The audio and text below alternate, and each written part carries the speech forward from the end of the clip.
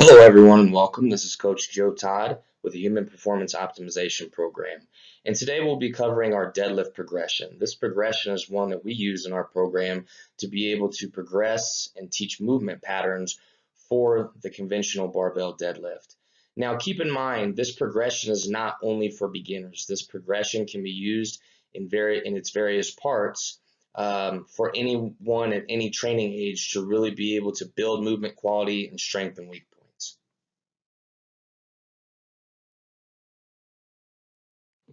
When we talk about progression, there's really several reasons why we use some kind of gradual buildup to be able to get to our final destination, in this case, the conventional deadlift.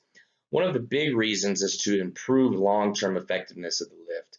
The last thing that we want to do is start with the most difficult variation possible because we may not have really learned the proper movement patterns and ironed out a lot of things that we need to be effective at that movement. So working along this progression is going to help to reinforce things along the way that are going to help with our effectiveness of our conventional barbell deadlift.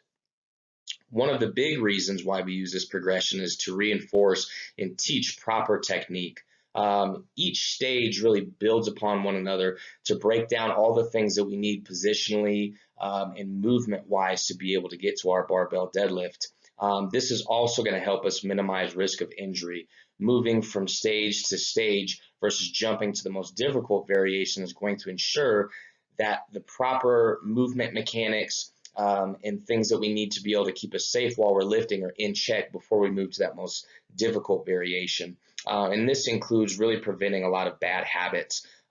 These stages are going to focus on different parts of the movement or focus on different positional variations that will help us to reinforce good habits, and we'll build on those as we get through the progression. Also, too, as we talked about, being able to build on weak points. This will help us to avoid plateaus in the future with our conventional barbell deadlift because the strengths and the positional things that we need and good technique will all be sound by the time that we get to that end destination. The first exercise in our deadlift progression is the dumbbell or kettlebell RDL. You can see a video of how to perform this exercise here.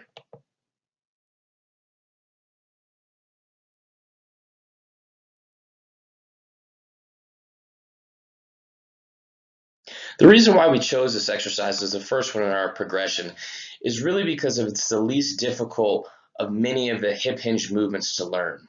This allows us to be able to focus on range of motion and proper hinging mechanics. And it also gives us the ability to use one of the lighter loads. We're really limited with this exercise by what we can hold in our hands. And because the load is lighter, it gives us the opportunity to focus more on technique, range of motion, and proper hinging mechanics. Because of these things, it also presents the lowest risk of injury. Because you're only limited by what you can hold in your hands, the weight tends to be lighter, putting us at less risk of injury. The next exercise in our deadlift progression is the elevated deadlift. You can see a video of it here.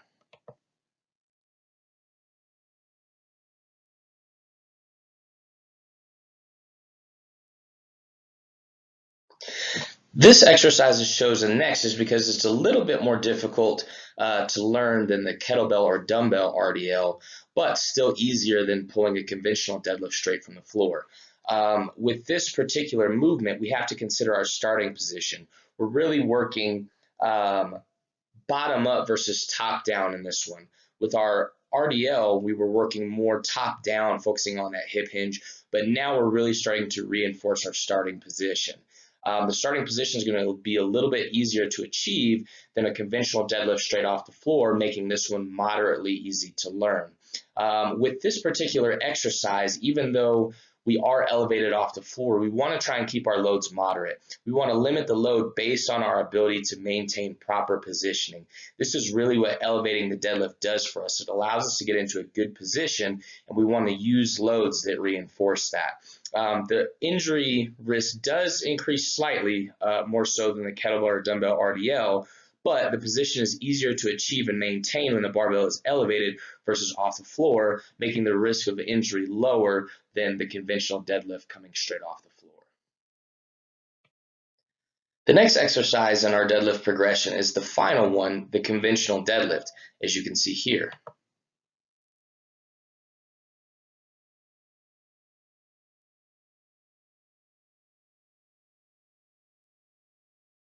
This movement is the most difficult to learn out of the three exercises because there's a baseline level of mobility that's required to even perform the exercise. It's actually harder to achieve and maintain proper positioning coming off the floor because of the bottom up increased range of motion.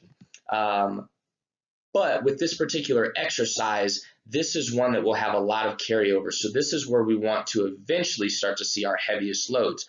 But before we really start loading that movement, proper positioning and tension need to be present before we're able to load up too much. If we don't have proper positioning and tension, that can really put us at a higher risk of injury. It's much easier to lose that position and tension due to the increased range of motion, like I mentioned. So we really need to make sure that proper positioning and tension are in place before we start to load this movement.